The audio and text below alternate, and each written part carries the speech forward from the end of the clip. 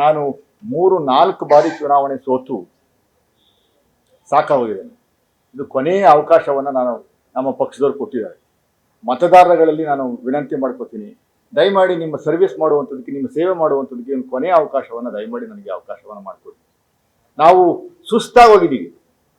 ಮನುಷ್ಯನಿಗೆ ಜನಸಾಮಾನ್ಯರು ಮತ್ತು ಮತದಾರರು ಪರೀಕ್ಷೆ ಮಾಡುವಂಥದ್ದು, ಸೋಲಿಸುವಂಥದ್ದು 1 ಸರಿ ಇರ್ಬೋದು, 2 ಸರಿ ಇರ್ಬೋದು, 3 ಸರಿ ಇರ್ಬೋದು, 4 ಬಾರಿ ಸೋಲಿಸಿದ್ದಾರೆ ನನಗೆ. ಇದು ಕೊನೆಯ ಅವಕಾಶ. ಪಕ್ಷ ಆದರೂ ಕೂಡ ನನ್ನ ಪ್ರಾಮಾಣಿಕತೆಗೆ ನನ್ನ ಗುರುಸಿ ಮತ್ತು ಲೋಕಸಭಾ ಚುನಾವಣೆಗೆ ಟಿಕೆಟ್ ಕೊಟ್ಟಿದೆ. ಈ ಸರಿ ಏನಾದರೂ ಮತ್ತೆ ನನ್ನ ಕೈ ಹಿಡಲಿಲ್ಲ ಅಂದರೆ ಮತದಾರರು, ನಾನು ಸತ್ತಂಗೆ, ನಾನು ಆಲ್ಮೋಸ್ಟ್ ಸತ್ತಂಗೆ, I am going to be dead. So ಅದರಿಂದ ಪಕ್ಷಾತೀತವಾಗಿ, ದಯಮಾಡಿ ಜಾತ್ಯತೀತವಾಗಿ ನಿಮ್ಮಲ್ಲಿ ಕೈ ಮುಗಿ ಕೇಳ್ಕೊತೀನಿ, ನಮ್ಗೆ ಒಂದು ಅವಕಾಶವನ್ನು ಕೊಡಿ.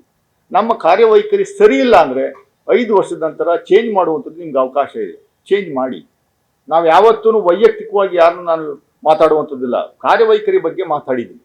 ನನ್ನ ವಿರುದ್ಧ ಎಲ್ಲಾದರೂ ಭ್ರಷ್ಟಾಚಾರದ ಆರೋಪಗಳು ಎಲ್ಲಾದರೂ ಇದ್ದರೆ, ಯಾವುದನ್ನ ಒಂದು ಪಾಯಿಂಟ್, ಯಾರ ಹತ್ರ ಅದನ್ನು ಅರ್ಧ ಕಾಫಿ ಕುಡಿದಿದ್ರೆ, ಯಾರ ಹತ್ರ 5 ಪೈಸೆ ನಾನು ತಗೊಂಡಿದ್ರೆ, ದಯಮಾಡಿ ಯಾರಾದರೂ ದಾಖಲೆಗಳಿದ್ರೆ ಹೇಳಿ. ಇಂಥವರೆಗೂ ನಾವು ಇಷ್ಟರ ಮಟ್ಟಿಗೆ ಅಗ್ರೆಸಿವ್ ಆಗಿ BJP ವಿರುದ್ಧ ಮಾತಾಡೋ ಸಂದರ್ಭದಲ್ಲಿ ನಾವೇನಾದರೂ ಆ ಥರದ ಮಾತಾಡಿದ್ರೆ ಬಿಟ್ಟಿರೋರು ನಮ್ಮನ್ನ, ಅವ್ರ ಪಕ್ಷ ಅಧಿಕಾರದಲ್ಲಿ ಇತ್ತು, ಬಿಡ್ತಿರ್ಲಿಲ್ಲ.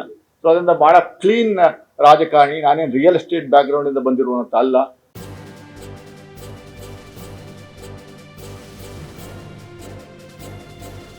ಇದು ಮಾನವೀಯ ಸಂದೇಶದ ಜನವಾಹಿನಿ.